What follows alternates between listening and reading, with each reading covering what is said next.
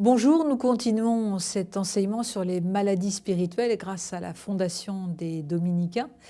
Et nous continuons cette deuxième capsule, deuxième petit enseignement sur une maladie spirituelle bien incarnée, c'est la gourmandise. Alors je vois déjà votre sourire en disant « Oh, qu'est-ce qu'elle va nous raconter sur la maladie de la gourmandise ?» C'est beaucoup plus sérieux qu'on ne le pense, la gourmandise. Pourquoi ? Parce que cela concerne bien évidemment notre rapport à la nourriture, mais ça concerne aussi notre rapport à la vie. Ça a lieu dans un lieu très important, la bouche. La bouche, elle est faite pour se nourrir, mais elle est faite aussi pour respirer, pour parler, pour embrasser. Donc vous voyez bien que le sens qui va comprendre la gourmandise, la gloutonnerie, la golosité, c'est un sens très important, celui de la bouche. Pourquoi est-ce que cette maladie spirituelle est si importante ? Parce qu'elle concerne notre désir. Nous sommes des êtres de désir, nous sommes des êtres qui avons faim, et donc nous sommes des êtres dépendants. Alors, comment parler aujourd'hui de notre dépendance à l'alimentation alors que toute la société prône l'autonomie et l'indépendance ? Du matin au soir, nous mangeons, car nous mangeons pour vivre. Est-ce possible alors pour autant de dire que être, c'est manger ? De quoi sommes-nous affamés ? C'est quand même surprenant de voir que sur nos chaînes de télévision, le nombre d'émissions consacrées soit à des jeux culinaires, soit à des recettes, etc., etc. Ça veut dire qu'il y a aujourd'hui un très fort intérêt à la nourriture. Et c'est bon, parce qu'il est bon de manger. Je voudrais prendre comme exemple un film que j'espère vous avez vu, et si vous ne l'avez pas vu, je vous conseille de le voir, et de le vivre aussi. C'est le film Le Festin de Babette. Le Festin de Babette, qui est donc un film qui décrit le festin, la fête, manger ensemble. Qu'est-ce qu'on découvre au cours de ce film ? Des histoires d'amitié, d'amour plus ou moins réussies, des séparations et des gens qui vont se retrouver autour d'une même table pour manger. Alors, au cœur de ces improbables retrouvailles, un festin. Un festin organisé par Babette pour le plaisir de faire plaisir et te donner. Cette femme qui était une ancienne restauratrice, nous sommes dans l'époque du XVIIIe siècle, elle sait que la très bonne nourriture, accueillie et partagée, peut accomplir des merveilles. Et on voit dans le film cette grande table avec des gens qui normalement ne s'étaient pas vus depuis des années, et surtout ne s'étaient pas pardonnés.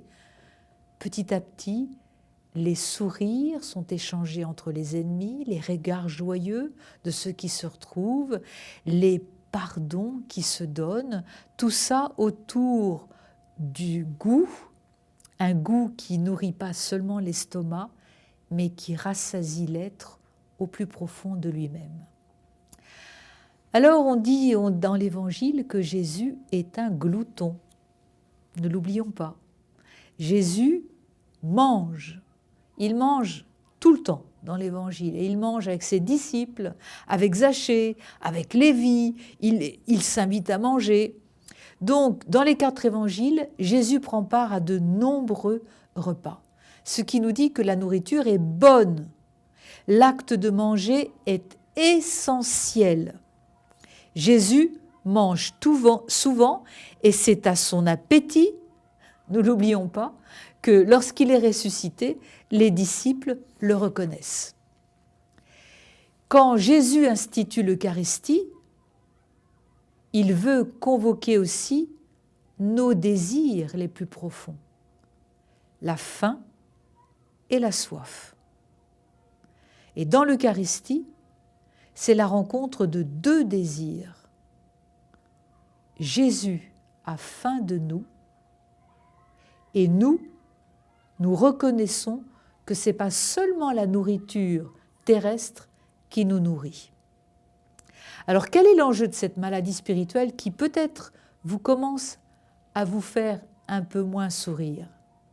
L'enjeu de cette maladie spirituelle, c'est de passer de la consommation à la communion. Qu'est-ce que manger représente pour vous? Avaler? Engloutir? Absorber? Combler un manque? Quelle est la nourriture que nous absorbons? Un fruit? Un pain? Quelle sensation la nourriture vient-elle chercher? Quel est le goût qui nous satisfait? Comment mangeons-nous? Pourquoi mangeons-nous? Que mangeons-nous? Est-ce qu'il y a une différence entre manger et se nourrir? Avec qui mangeons-nous? Autant de questions, autant de prises de conscience autour de cet acte essentiel de manger. Donc vous avez compris que parler de la gourmandise, c'est complexe. Parler de la gourmandise, ce n'est pas seulement l'acte de manger, ni la nourriture, il s'agit d'examiner, il s'agit d'élaborer notre rapport à la nourriture, notre rapport avec les personnes qui nous ont donné ou pas à manger dans l'enfance, et aussi de découvrir le pourquoi et la signification de l'acte de manger. Manger est un acte vital qui me met en relation avec les autres. Manger, c'est aussi l'enjeu de la rencontre avec d'autres. Quand on va se retrouver, quand un jour cette épidémie sera terminée, une des plus grandes joies pour chacun de nous, ça sera quoi? De se retrouver autour de la table et de manger ensemble. Tous ensemble. Et je peux vous dire que ça ne sera pas forcément ce qui sera dans l'assiette qui sera important, bien que ce soit très important, mais ça sera aussi le fait d'être ensemble qui va être aussi important. Réfléchir sur la gourmandise, c'est sortir de ses habitudes, de ses préjugés, de ces fonctionnements répétitifs qui font que nous devenons parfois des estomacs sur pattes. La nourriture, comme je l'ai déjà dit, elle n'est ni impure ni mauvaise. Jésus le dit, ce n'est pas ce qui entre dans ta bouche qui te rend impur. Paul nous dit, aucun aliment n'est à proscrire si on le prend avec action de grâce. Je dirais volontiers que l'acte de manger est un acte hautement sacré. Dans toutes les cultures, dans toutes les civilisations, on constate que la nourriture va déterminer des modes de vie et des modes d'être ensemble. Examinons par exemple la façon dont les Japonais mangent et les Brésiliens. Rien que ça. Vous voyez, deux façons d'être autour de la nourriture qui sont complètement différentes. Donc, essayons de continuer à réfléchir sur le rapport à la nourriture. Est-ce que je vais consommer la nourriture ou est-ce que je vais communier quand je mange? C'est-à-dire communier avec les autres et communier aussi avec tous ceux qui me permettent de manger. Les pères de l'Église disent que la gourmandise est la source du péché originel. On le retrouve donc, comme je vous le disais, en Genèse chapitre 3. Ève prit le fruit et en mangea. Elle en donna aussi à son mari et il en mangea. Genèse 3, verset 6. Donc, en mangeant du fruit de l'arbre, auquel Dieu avait demandé de ne pas toucher, Adam a voulu consommer en dehors de Dieu cet aliment qui en fait représente le monde sensible tout entier. La gourmandise, dans ce fondement originel, manifeste une rupture dans la communion de l'homme avec Dieu. N'oublions pas que dans les tentations, les 3 tentations, la première tentation est sur les pains. Si tu es fils de Dieu, dit Satan à Jésus, ordonne que ces pierres deviennent des pains. Et Jésus répond, l'homme ne vit pas seulement de pain, mais de toute parole qui sort de la bouche de Dieu. Donc, qu'est-ce que c'est que cette réplique de Jésus? Il réplique de cette façon-là pour dire que l'homme doit être resitué et restitué dans son centre véritable. Il ne dit pas que l'homme ne se nourrit pas de pain, mais il dit, Jésus, que la relation vitale et nécessaire doit être entretenue avec la parole et pas seulement avec la nourriture. Et donc, cette réponse de Jésus à Satan révèle, le mot va être fort, une forme d'idolâtrie que nous avons par rapport à la nourriture. En cela, la gourmandise est bel et bien une maladie spirituelle. Alors, qu'est-ce que c'est exactement que la gourmandise?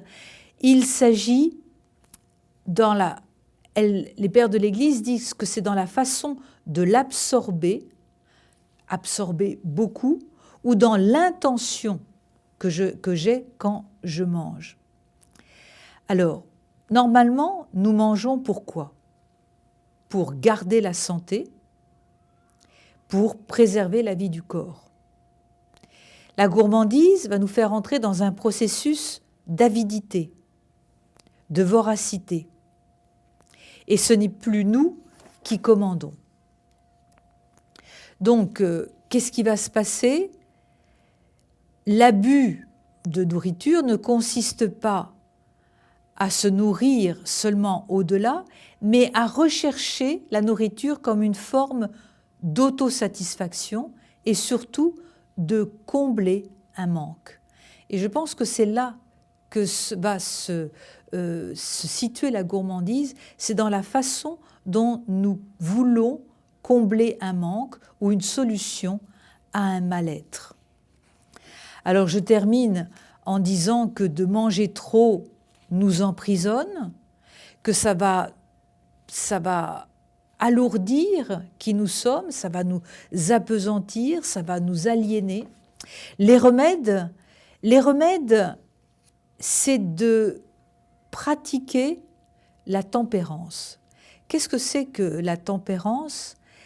C'est de vivre une certaine forme de distance, quelque chose de très simple.